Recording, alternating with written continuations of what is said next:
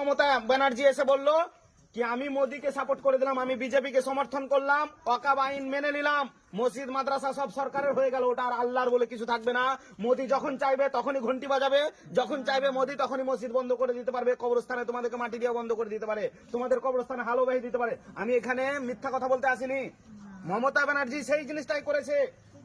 আর মায়েদেরকে 1000 টাকা করে দিচ্ছে, আর আমরা মেম্বারের ভয় খাচ্ছি, তাই তো? এর বিপক্ষে গেলে মেম্বার না জানি আমাকে কি করবে, কি করবে জানতো একটাই, কি করবে জানতো একটাই। আল্লাহ তো বলেছে ইজ্জতের মালিক আমি, মওতেরও মালিক আমি। তাহলে গ্রামের কোন প্রধান কি আমার মওতের মানে মালিক নাকি? যেখানে আল্লাহ নিজে বলেছে রিজিকের মালিক আমি, সম্মানের মালিক আমি। তাহলে মহতারাম, এখনো যদি সময় থাকতে আমরা প্রতিবাদ না করি, তাহলে আজকে হয়তো ভাবছি আমাদের কি করবে, আমাদের আবার কি করবে। ভিতরাতে আজ পর্যন্ত কত দুশ্মনী করে গরু কাটাই বন্ধ করতে পারেনি নাকি গো? হ্যাঁ, তা আমাদের আবার কি করবে? হ্যাঁ, আমাদের কিছু করবে না, ভিতরার কিছু করবে না, মোরারয়ের কিছু করবে না। কোথায় করবে? সাঁইথিয়াতে করবে, বোলপুরে করবে, ময়ূরেশ্বরে করবে, যেখানে যেখানে কম আছে সেই জায়গা করবে। সব যখন হয়ে যাবে তখন আমরা আবার কি হরিদাসের পাল নাকি? হ্যাঁ, তখন আমাদেরকে কি ছাড়বে? না। অতএব আমাদেরকে সচেতন হতে হবে। কি দেখুন, আমি আরো উদাহরণের জন্য বলছি, আপনারা চাষি মানুষ, আমিও চাষি ঘরের ছেলে।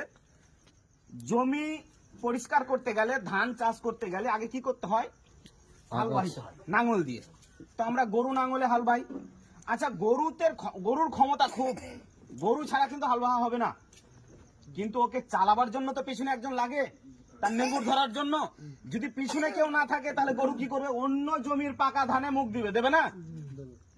তো সরকারও ঠিক তাই, সরকার চুরি করবে। সরকারের হাতে তো টাকা, এই রাস্তা করার জন্য টাকা কার হাতে? না তো গ্রামের যে মেম্বার হবে তার হাতে। ওই পুকুর কুড়াবার জন্য টাকা কার হাতে? গ্রামের যে মেম্বার হবে তার হাতে। একটা গরিবের ঘর আসবে, টাকা দেবে কার হাতে? যে মেম্বার হবে তার হাতে। 20,000 টাকা না দিলে তোমাকে ঘর দিব না। কিন্তু আর প্রতিবাদ কে করবে? একটু আগেই বললাম, গোটা গান লোক কিছু বলে না, তুই আবার কে রে? না। তো প্রতিবাদ কি? প্রতিবাদ হচ্ছে তার বিরুদ্ধে একটা মেম্বার দাঁড়াবে, সে হারুক।